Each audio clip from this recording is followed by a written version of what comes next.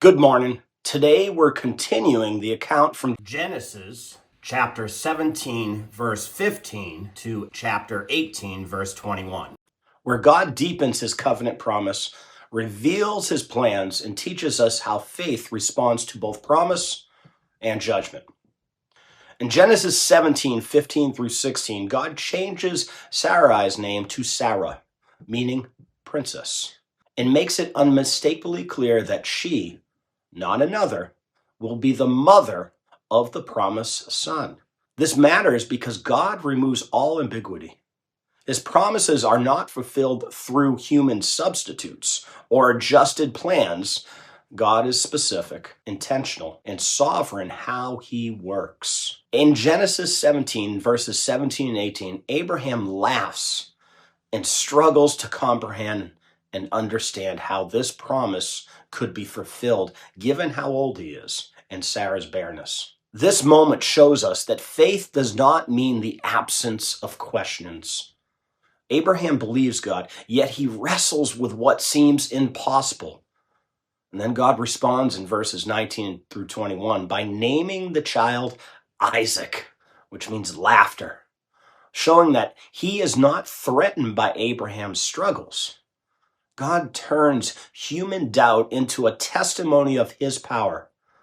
The covenant will be established through Isaac, not Ishmael. Though Ishmael will still be blessed, God's promises are not shaped by our preferences, but by his purpose. In verses 22 through 27, Abram responds with immediate obedience. He circumcises himself and every male in his household the same day, without hesitation. He does it immediately. This obedience shows that faith is not passive. When God speaks clearly, faithful responses should follow. Obedience does not create the promise, but it demonstrates the trust in the one who made it. And as we move into Genesis chapter 18, God appears to Abraham, this time in a deeply personal way. In verses 1 through 8, Abraham shows hospitality to the Lord and to the two angels.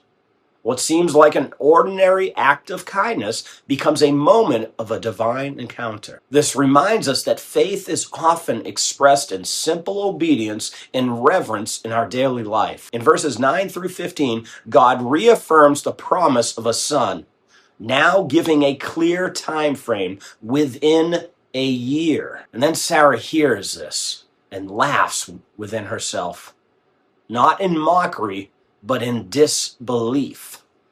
God gently confronts her with a powerful question. Is anything too hard for the Lord? This question sits at the heart of the passage and so often in our own heart. God is reminding Abraham and Sarah and us that the fulfillment depends on his power, not the human ability. In verses 16 through 21, the focus shifts from the promise to the judgment. God reveals his intention to judge Sodom and Gomorrah because of their great wickedness. Before acting, God chooses to reveal his plan to Abraham, showing the closeness of their relationship. God is both gracious and just. He blesses, but he also judges sin. These verses remind us that God's patience does have limits and that his justice is real, even as his mercy is great.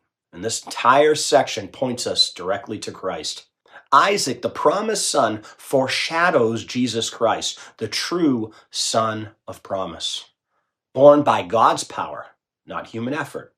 And just as God reveals both mercy and judgment here, Christ embodies both, offering salvation to those who believe and standing as the righteous judge of all. Today, reflect on whether you're trusting God's promises only when they seem reasonable, or even when they feel impossible. Respond to what God has already revealed with obedience, hospitality, and trust, and allow the question God asked Sarah to shape your faith today. Is anything too hard for the Lord? God bless.